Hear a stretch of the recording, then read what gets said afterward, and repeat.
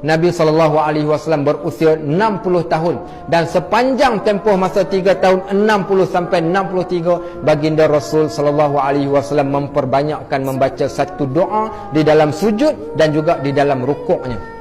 Satu doa yang Nabi SAW baca ketika rukuk dan ketika sujud. Apakah doa tersebut? Zikir yang dibacakan oleh Nabi SAW dalam rukuknya dan dalam sujudnya. Sehingga satu hari ditanya oleh Aisyah Ummul Mukminin. Kata Aisyah radhiyallahu anha, aku bertanya kepada Nabi SAW, "Ya Rasulullah, lima tuksir?"